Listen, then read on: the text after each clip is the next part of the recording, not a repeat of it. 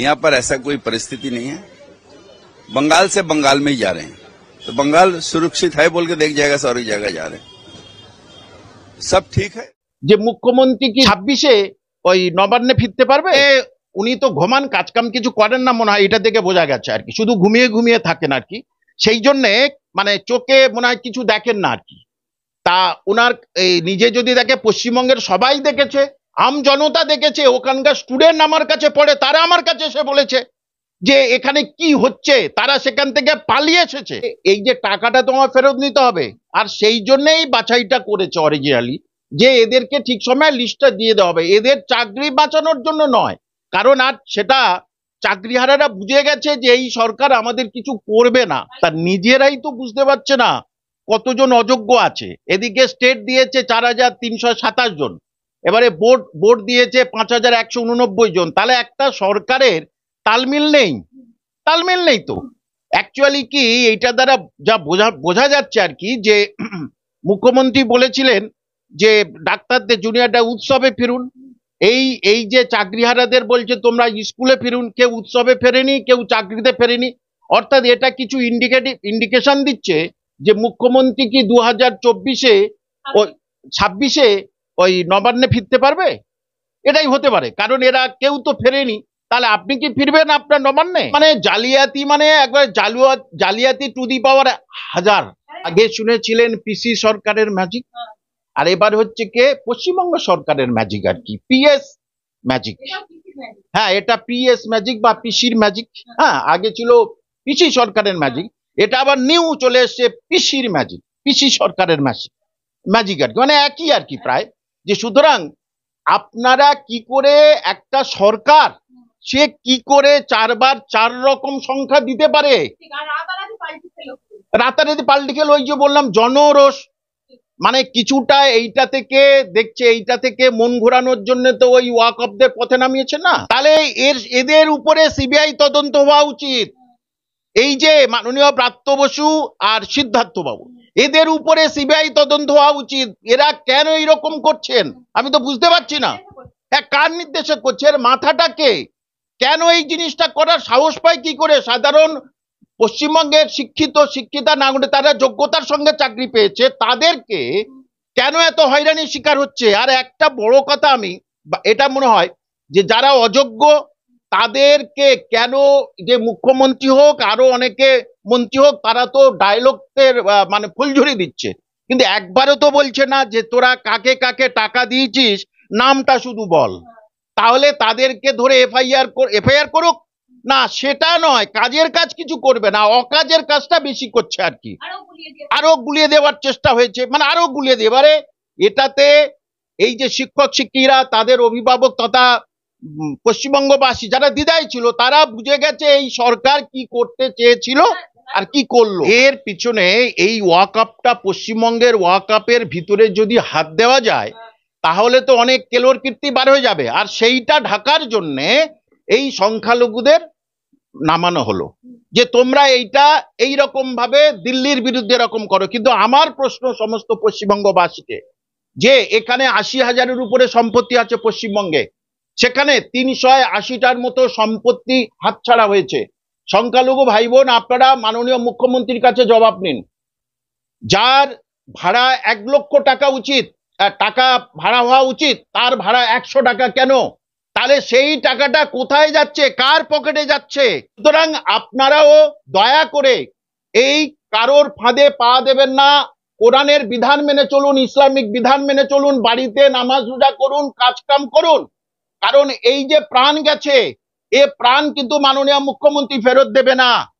সুতরাং আপনারা কারোর ফাঁদে পা দেবেন না, নিজেরা বাড়িতে বসে পড়াশোনা করুন, কাজ করুন, যে যার কাজ করছেন কাজ করুন। কাল কাকর যেখানে আলাদা করা গেল না, 26,000-এর ভবিষ্যৎ অনিশ্চয়তার মধ্যে চলে গেল, সেখানে কি করে রাতারাতি এসএসসির ভেলকি দেখালো, সেখানে কি করে রাজ্য সরকার রাতারাতি ভেলকি দেখালো, কি করে যোগ্য অযোগ্য আলাদা করে ফেলতে পারলো। এতদিন সুপ্রিম কোর্ট 2 বছর কার্যত মামলা ঝুললো হাইকোর্টে থেকে সুপ্রিম কোর্ট, সেখানে কেন আলাদা করতে পারলো না? এমন কি জাদু লুকিয়ে আছে, এমন কি জাদু হলো যার মধ্যে রাতারাতি আলাদা হয়ে গেল? আমার সঙ্গে রয়েছেন বিশিষ্ট শিক্ষক কামাল হোসেন। কথা বলবো স্যারের সাথে। স্যার, রাতারাতি কি ভেলকি দেখালো যে যোগ্য অযোগ্য আলাদা হয়ে গেল? আসলে এটা ক্ষণিক এই যে জনরোষ, ক্ষণিক জনরোষটা ধামাচাপা দেওয়ার জন্য এই ঘটনাটা ঘটিয়েছে, আর কিছু নয়। যে 3 তারিখে হলে 1 মাস হয়ে যাবে, 3রা মে যে রিভিউয়ের শেষ তারিখ, যে কোনো ভাবে এই কটা দিন যদি টেনে নিয়ে যেতে পারি তাহলে তো একেবারে আপাতত বেঁচে গেলাম। মানে আমাদের মানুষের হাত থেকে যে ঘৃণা এই সরকারের প্রতি, সেটা থেকে তো অন্তত একটু বাঁচলাম।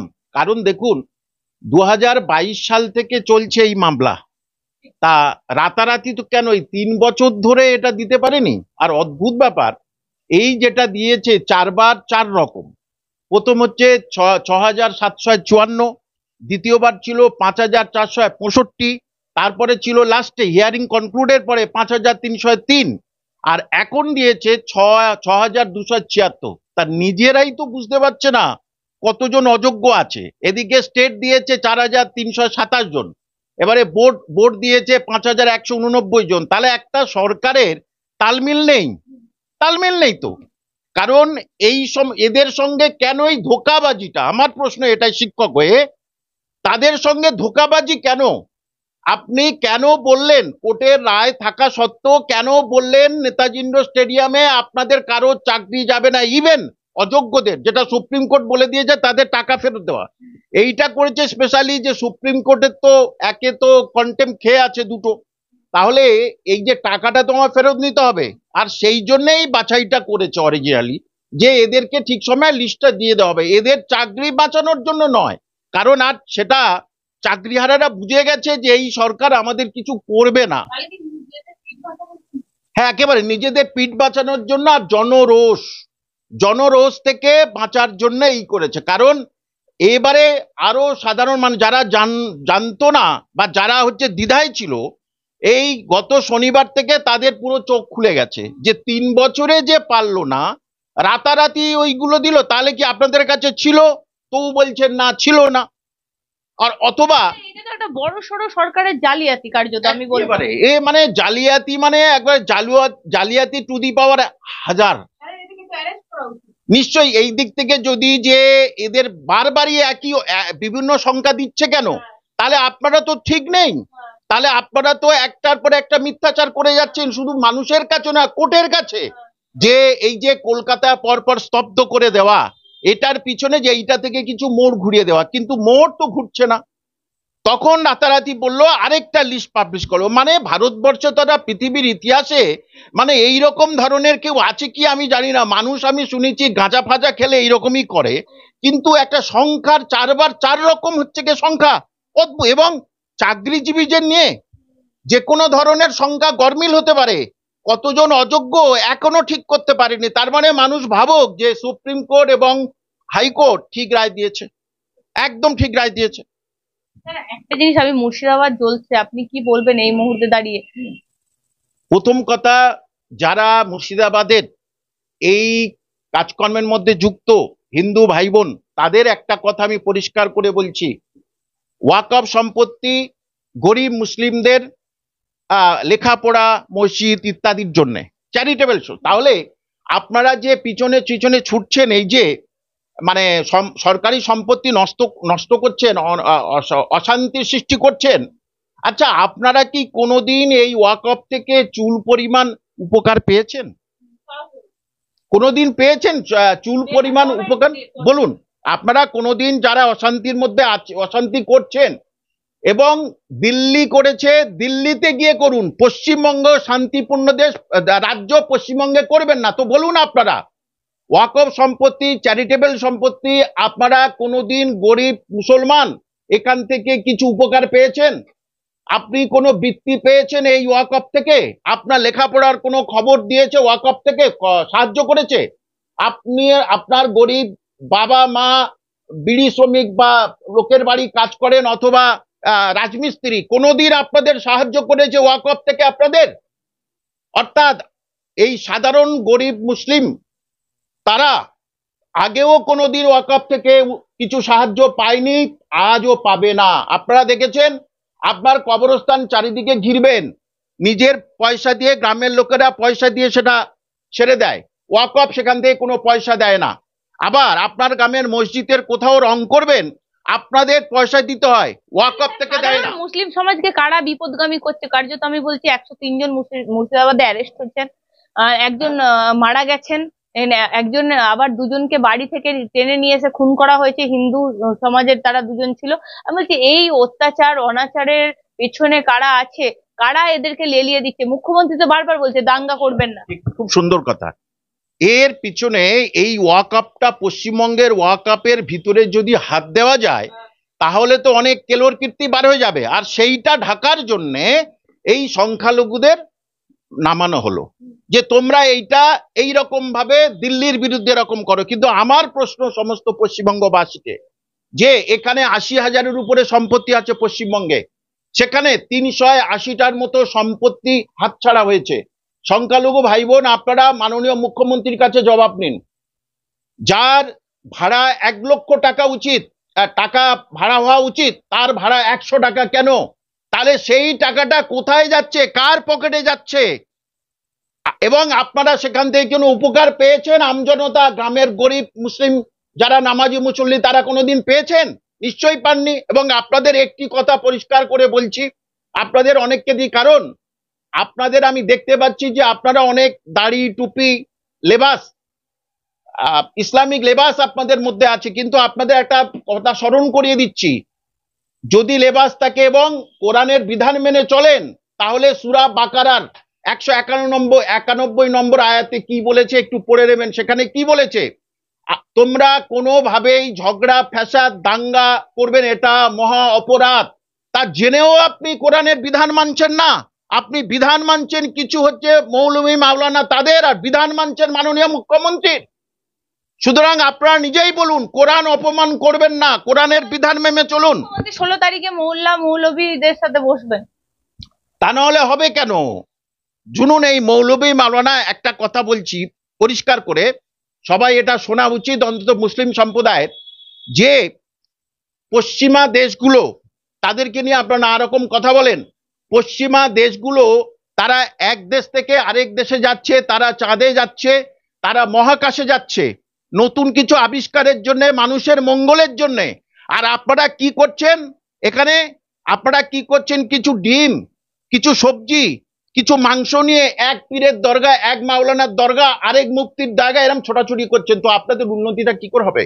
আর সেইটা মৌকা পেয়েছেন মাননীয় মুখ্যমন্ত্রী, তাই ইমামদের নিয়ে, মৌলভী মাওলানাদের নিয়ে একটা মিটিং করছেন, নেতাজি ইন্ডোরে একটা মিটিং করছেন। আপনারা মনে রাখুন, এর আগে যে মিটিংটা করলো আপনাদের বাড়ির পাড়ার ভাই বোন যারা শিক্ষক শিক্ষিকা দিয়ে, তারা কিন্তু শুনলো না, তাদের নিট ফল 0, লাঠিপেটা করা হলো কিছুদিন আগে। সুতরাং আপনারাও দয়া করে এই কারোর ফাঁদে পা দেবেন না, কোরআনের বিধান মেনে চলুন, ইসলামিক বিধান মেনে চলুন, বাড়িতে নামাজ রোজা করুন, কাজকাম করুন। কারণ এই যে প্রাণ গেছে, এ প্রাণ কিন্তু মাননীয় মুখ্যমন্ত্রী ফেরত দেবে না। সুতরাং আপনারা কারোর ফাঁদে পা দেবেন না, নিজেরা বাড়িতে বসে পড়াশোনা করুন, কাজ করুন, যে যার কাজ করছেন কাজ করুন, আর নামাজ কালাম করুন, তাহলে আপনাদের শান্তি ফিরে আসবে, কেউ আপনাদের কিছু করতে পারবে না।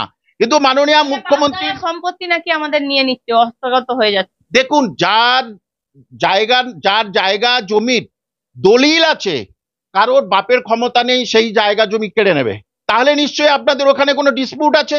তা ডিসপিউট রাখবেন কেন?